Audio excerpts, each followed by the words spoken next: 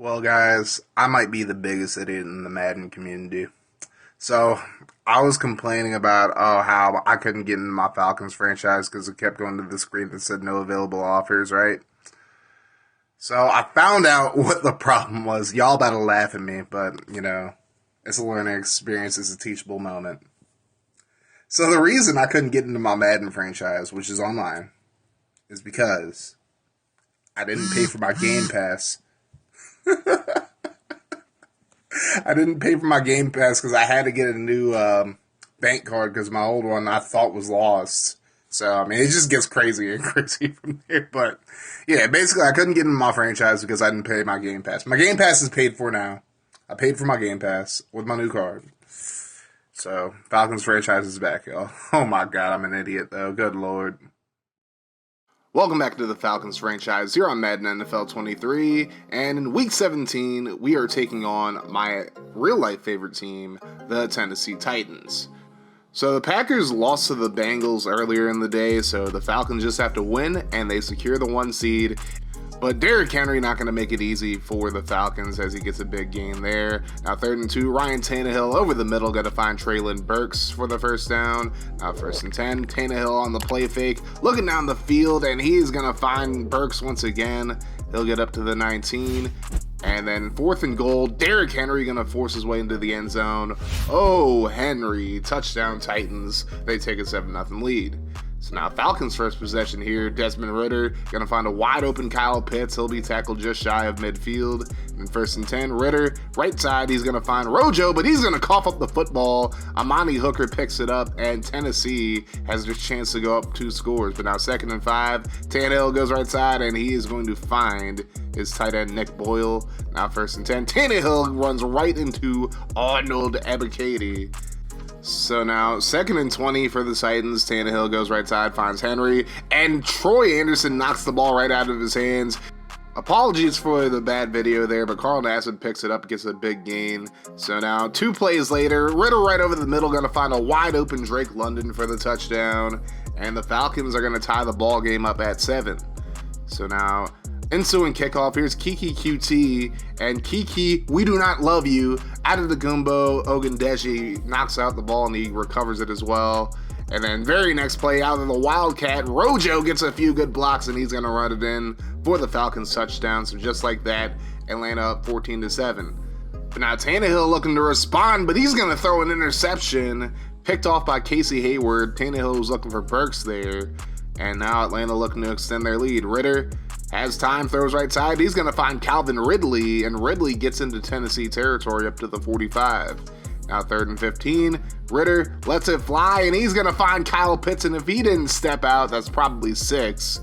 But now 3rd and 4, Ridder going to try to scramble, and he runs right into Danico Autry, and that'll be a sack. And then Younghoe Koo going to come out for the easy field goal to make it 17-7. But then next Titans possession, here's Derrick Henry doing Derrick Henry things. Oh, Henry, he's going to get down to the 1-yard line. And in the very next play, he's just going to get the handoff, take it in for the touchdown. So Tennessee makes it a 3-point game. So now under 4 minutes to go in the half, Ridder going to go right side, finds Pitts. He's going to get up to the 45-yard line. Then very next play, Ridder off the play fake, throws it, and he's going to find Ridley again. This time he gets up to the 35. And then the pass over the middle to the former Titan, Kyrie Blasingame, up to the 23. And then Rojo, gonna punch it in, dives in like Superman. Touchdown Falcons. And they are up by 2 scores once again. It'd be 24-14 at the half. So we open up the second half with a 3rd and 6, and Desmond Ridder gonna keep it himself on the read option. He slides down up to the 36. Very next play, Ridder goes left side, and he's gonna be intercepted. Caleb Farley steps in front of that one. Not a good decision by Ridder, and Tennessee is in business at the 16.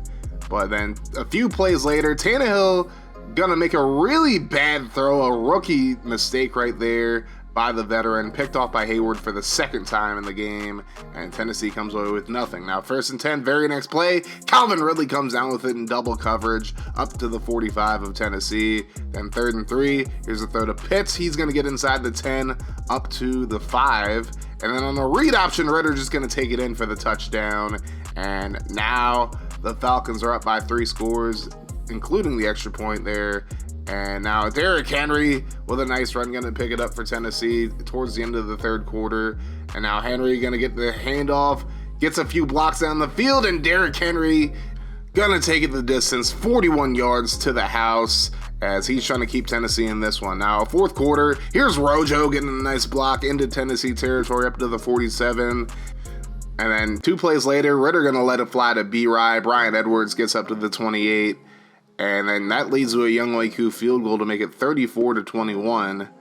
So now Tannehill trying to keep Tennessee in the game, but Abakady gets him with the strip sack, recovered by Lorenzo Carter. And then a few plays later, Rojo on the read option once again, and he's going to run it in. Touchdown Falcons as Rojo gets his 3rd touchdown run of the game. The 2-point conversion makes it 42-21, but here's Tannehill not giving up on the game. Big throw down the field to Treylon Burks, and he gets up to the 5. Then on 3rd and goal, he's going to dump it off to Henry, and Henry gets his 4th touchdown of the game. Tennessee tries an onside kick. It does not work as Tyler Algier gets that one. And the Falcons would go on to win 42-28, and they have locked up the 1 seed in the NFC. As Ritter and Tannehill both didn't do too well. Ritter 1 touchdown, 1 pick. Tannehill 1 touchdown, 2 picks. But the running game was really good for both teams, as Rojo 116 yards and 3 touchdowns. Henry 188 yards, 18 carries and 3 touchdowns. And Desmond Ritter also added a touchdown as well. With the win, like I mentioned, the Falcons have clinched the 1 seed in the NFC. So they really don't even have to try for their next game against the Giants. We're going to play all of our backups in that one.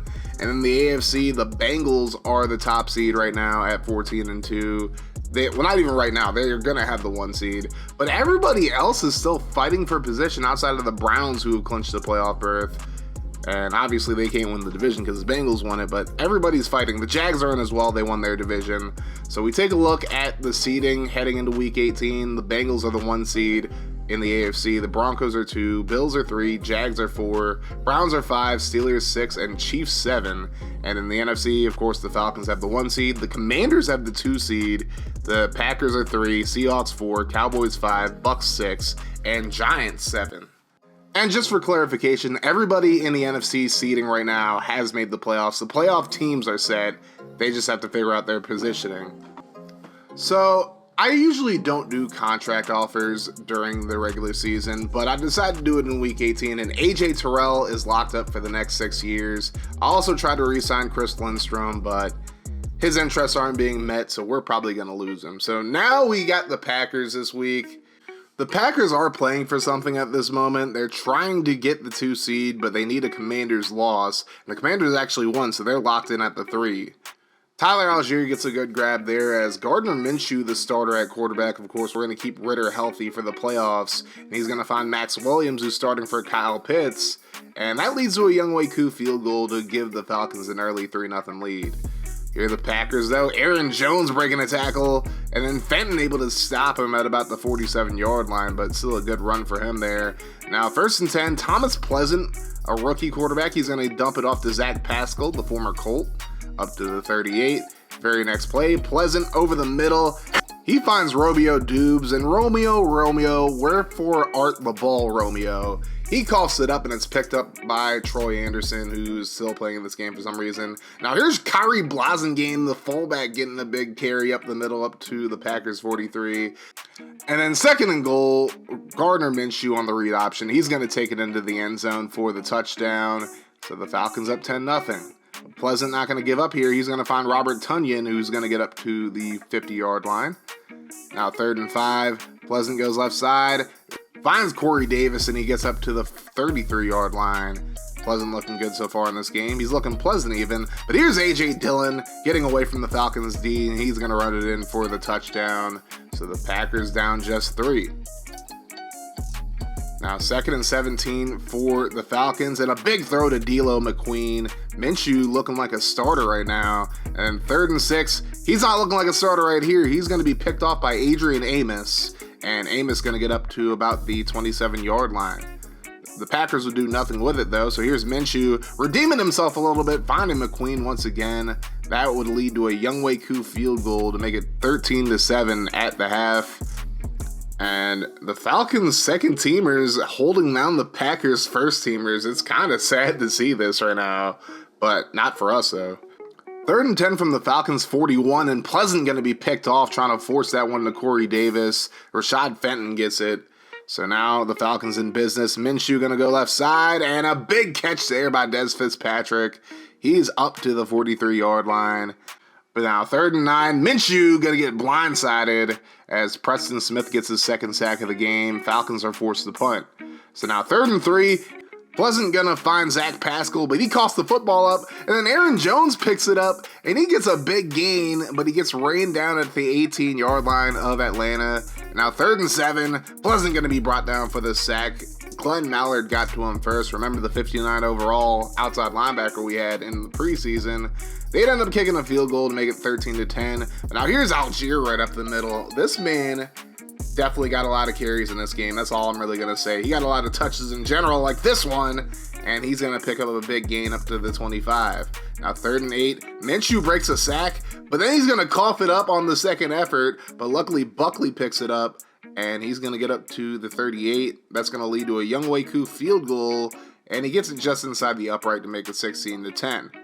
Later on in the fourth quarter, Algier puts the finishing touches on the game as he runs it in for the touchdown. Falcons would fail the 2-point conversion, however, so it's 22-10. 4th and 10, last chance for the Packers, and Pleasant has all day to throw, lets it fly, and Zach Pascal just drops it. He's wide open right here, and he just drops it. Falcons win 22-10. Gardner Minshew didn't look all that bad. 19-25, 250 yards and a pick. Thomas Pleasant, 17-28, 187 yards and a pick. Tyler Algier had 44 carries in this game for 140 yards and a touchdown, so not a very good average, but that man definitely got a lot of work on the ground game today. So now the playoffs are set. In the first round, we have the 2-seed Broncos taking on the 7-seed Chargers, 3-seed Jaguars taking on the 6-seed Browns, and the 4-seed Bills taking on the 5th-seeded Chiefs. And in the NFC, the 2nd-seeded Commanders take on the 7th-seed Buccaneers. The 3rd-seeded Packers take on the 6th-seed Giants. And then the 4-seed Seahawks take on the 5-seed Cowboys. So now let's check out the wildcard results. And the Broncos beat the Chargers in overtime, 26-20. What a game this was. And huge game there for Russell Wilson. He had 2 touchdowns and a pick, 359 yards. Justin Herbert, 285 yards and a touchdown. Wasn't enough though. And then the Browns use a big fourth quarter to beat the Jags 21-6 for the upset, as the Jags go home packing right away. So Jacoby Brissett, I believe this is his first playoff win as a starter, so congratulations to him. T-Law, not a great game, but Nick Chubb had a really good game, 114 yards on 16 carries. And in the final AFC matchup, the Bills beat the Chiefs 31-21. It was tied at halftime, but Buffalo pulled away in the second half. And Patrick Mahomes, 300 yards and 2 touchdowns in this one. Josh Allen, 353 yards and 1 touchdown. So both of these QBs had a good game.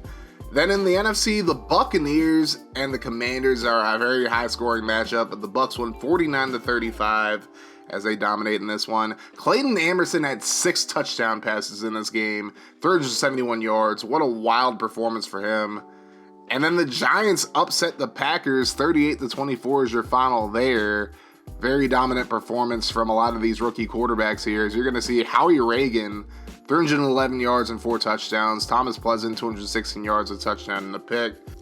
And in the final game, the Cowboys edged the Seahawks out 34-31 as Dak Prescott gets his second playoff win, and his first one was against the Seahawks as well. So very big win there for Dak and company, as Jimmy Anderson, 3 touchdowns for the Seahawks. So now the second round, the divisional round, is set. We got Bengals versus Browns, Broncos versus Bills, Cowboys versus Giants, and for the 6th time and second time in the playoffs in this series, we take on the Tampa Bay Buccaneers. In this franchise, I'm 2-3 against the Bucs, and even without Tom Brady, they're a very dangerous team, even at 9-8. And just like with last season, the playoff games are going to be individual videos, and they're going to be similar to the style that I used to use for my old franchise videos. So get ready, get hyped for the playoffs. We're the 1 seed. but that doesn't mean anything in the playoffs outside of home field advantage. So if you're excited for this divisional matchup with the Bucs, make sure you guys hit that like button, hit the sub button if you're new as well, and turn your notifications on to join the notification gang.